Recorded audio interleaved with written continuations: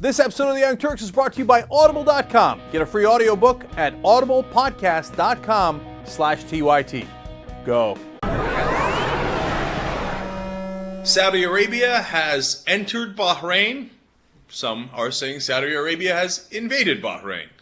Now, of course, Bahrain's Sunni rulers have invited the Saudis in, so of course most people won't see it as an invasion, but the Shiites in Bahrain do see it that way. They say this is foreign troops on our land. Now, of course, the dynamic there is that Bahrain has a largely Shiite population, but Sunni rulers. So the Shiite population not loving the Sunni rulers, and the Sunni rulers trying to find a way to control that population. Now, apparently they felt that their forces were not up to snuff and not ready enough to handle some of the what has been peaceful protests so far.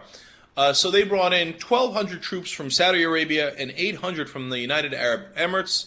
It is what they are calling the Gulf Cooperation Council, which I suspect existed earlier, but I'd never heard of it earlier. All of a sudden, when there's these protests, they've got a council who's bringing troops into different areas.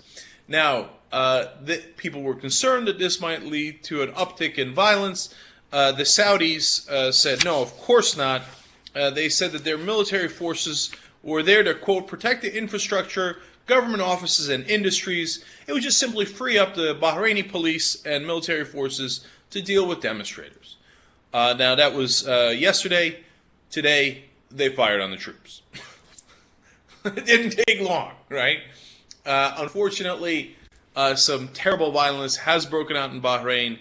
Many of the protesters shot, according to the doctors at the hospitals, at close range.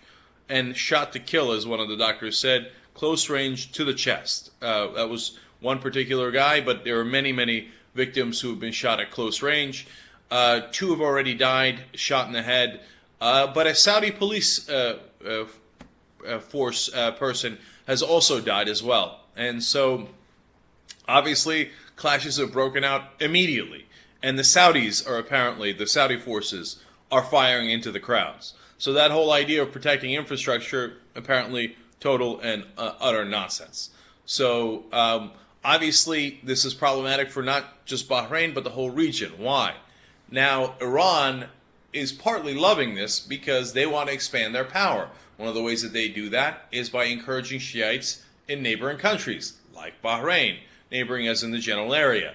And Saudi Arabia is scared to death of that. That's why they're sending troops in, because they don't want those Sunni rulers to collapse and to have a Shiite majority-led country right next to them on their border. So this could pull in Saudi Arabia and Iran to the conflict, in which case we have a complete and utter disaster on our hands. Now, I hope that doesn't happen. And, of course, the United States doesn't want it to happen. And, of course, the United States is hypocritical here. A little bit more understandable in this case, but like the hypocrisy is they say, no, Bahrain, no, it's fine. Our Navy's 5th Fleet is there. I mean, the monarchy is totally legitimate and needs to be supported, and our allies in Saudi Arabia, Iraq. So they're, we support the protests eventually in Egypt. We supported the protests in Libya, etc. But when it comes to supporting democratic protests, in a country that is a strong ally of ours that would get toppled because of those democratic protests, then we're not so in favor of that. Then that is a little different situation. So now I say it's a little bit more understandable because, look, if Iran were to gain more power in Shiite Bahrain, would that be good for the United States? In the short run, probably not. In the midterm run, probably not. In the long term, hey, democracy is, in my opinion, always help. So I'm not saying we should be against the protesters, but I at least understand America's hypocrisy on this a little better than I did in other situations. If you don't feel like reading a book and you want to listen to it, all you got to do is go to audible.com and you can download a book onto your iPod or MP3 player. In fact, just the other day, I was listening to 1984, my favorite book. And they have over 75,000 titles to choose from. So you can get a free audiobook if you go to audiblepodcast.com/TYT.